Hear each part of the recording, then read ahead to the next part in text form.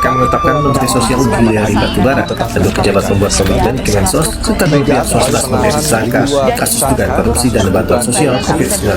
Komisi Pemberantasan Korupsi atau KPK yang menetapkan mantan Menteri Pertanian Syahrul Yassin Limpo sebagai tersangka dugaan korupsi di Kementerian Pertanian.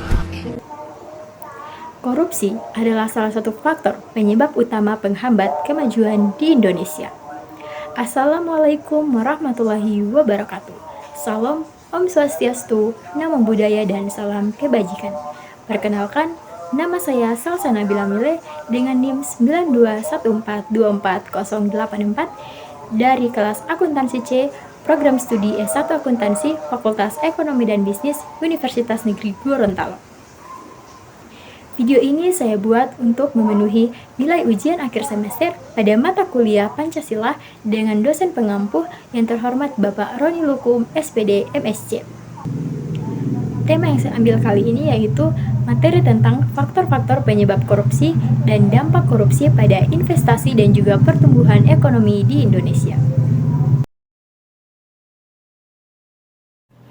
Korupsi adalah praktik penyalahgunaan kekuasaan untuk keuntungan pribadi dan berdampak negatif pada tata kelola pemerintahan dan perekonomian. Di Indonesia, korupsi menjadi salah satu faktor penghambat utama investasi dan pertumbuhan ekonomi.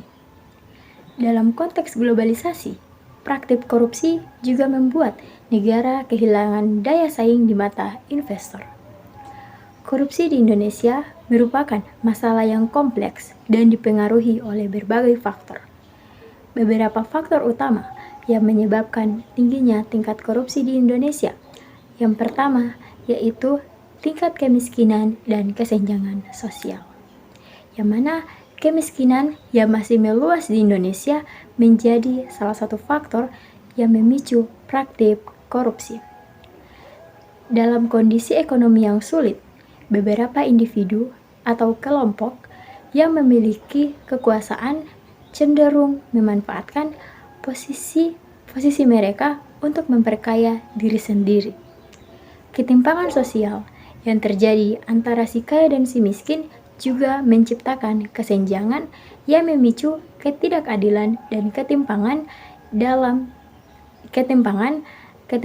dalam akses terhadap sumber daya. Dan yang kedua yaitu kelemahan sistem hukum dan penegak hukum. Salah satu faktor utama penyebab korupsi adalah lemahnya sistem hukum dan penegakan hukum di Indonesia. Meskipun ada lembaga seperti Komisi Pemberantas Korupsi atau yang disebut dengan KPK, namun tantangan besar masih ada. Seperti kurangnya koordinasi antar lembaga penegak hukum, rendahnya integritas aparat penegak hukum, serta lambatnya proses hukum yang menyebabkan pelaku korupsi tidak mendapatkan hukuman yang sebanding dengan apa yang diperbuatnya. Dan yang ketiga, budaya patronase dan nepotisme. Budaya patronase dan nepotisme sangat kental di Indonesia, terutama di kalangan pejabat pemerintah dan pengusaha. Dalam banyak kasus, jabatan dan keputusan-keputusan penting seringkali diberikan kepada kerabat atau teman dekat, bukan berdasarkan kompetensinya. Hal ini membuka peluang bagi penyalahgunaan kekuasaan dan juga penggelapan anggaran. Yang keempat, kurangnya transparansi dan juga akuntabilitas.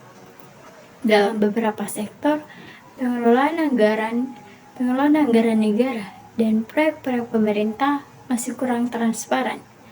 Tanpa adanya mekanisme dan pengawasan yang jelas dan sistem akuntabilitas yang baik, proses pengadaan barang dan jasa atau penggunaan dana negara bisa diselewengkan untuk kepentingan pribadi. Kurangnya transparansi juga membuat publik sulit untuk mengetahui atau mengontrol pengeluaran pemerintah. Dan yang kelima, imbalan yang tidak seimbang dan penghasilan yang rendah. Salah satu penyebab utama korupsi adalah rendahnya gaji dan juga kesejahteraan bagi pejabat atau aparatur negara. Ketika imbalan yang diterima tidak sebanding dengan beban dan tanggung jawab pekerjaan. Beberapa pejabat cenderung tergoda untuk menerima suap atau juga melakukan penyalahgunaan wewenang demi menambah penghasilan mereka. Dan yang keenam yaitu minimnya pendidikan dan kesadaran anti korupsi. Pendidikan yang rendah mengenai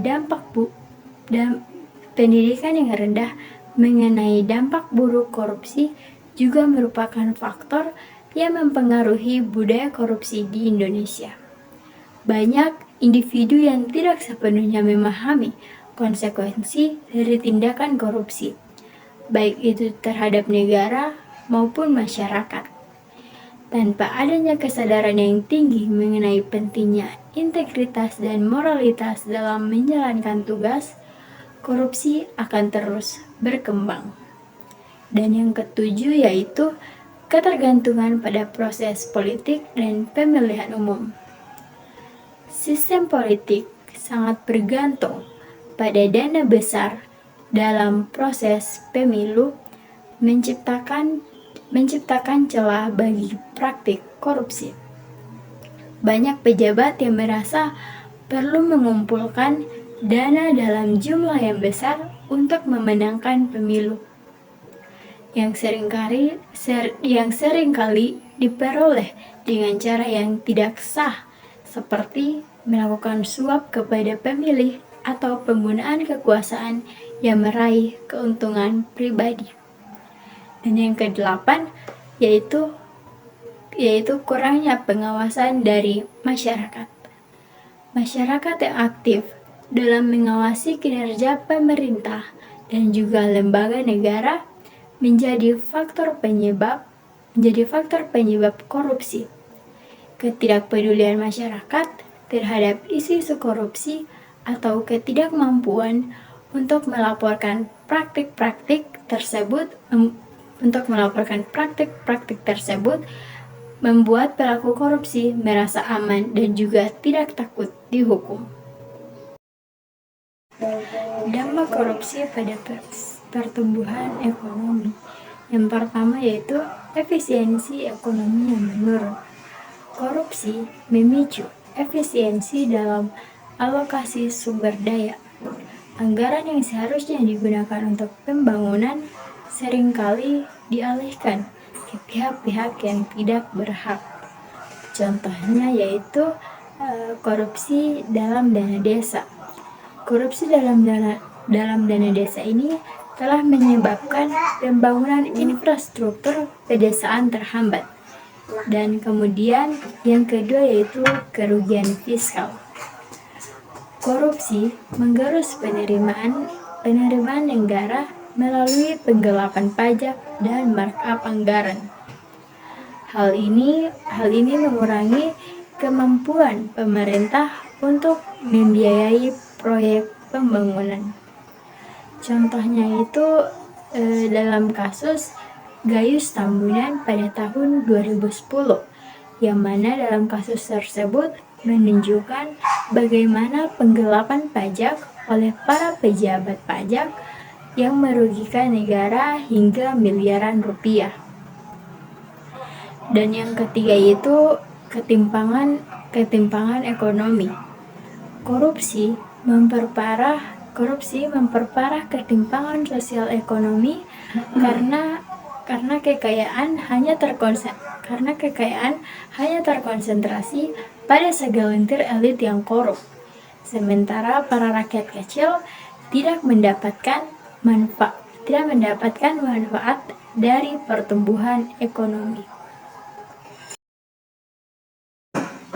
Selanjutnya yaitu dampak korupsi pada investasi. Dampak korupsi pada investasi yang pertama yaitu penurunan kepercayaan investor. Korupsi menciptakan ketidakpastian hukum dan juga birokrasi yang tidak transparan. Hal tersebut membuat investor asing dan juga domestik enggan menanamkan modal.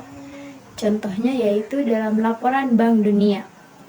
Dalam laporan Bank Dunia, Indonesia sering dicap memiliki risiko investasi yang tinggi. Investasi yang tinggi akibat korupsi sistemik, terutama dalam proyek infrastruktur yang besar. Yang kedua yaitu biaya investasi yang membengkak. Korupsi seringkali memaksa investor untuk membayar suap atau pungutan liar agar proyek dapat berjalan. Hal ini meningkatkan biaya investasi dan juga mengurangi keuntungan. Contohnya yaitu dalam kasus Meikarta pada tahun 2018. Yang mana pihak pengembang diketahui menyuap pejabat daerah untuk melumuskan izin proyek properti besar. Dan yang ketiga yaitu perlambatan realisasi proyek. Korupsi dalam pengadaan barang dan jasa seringkali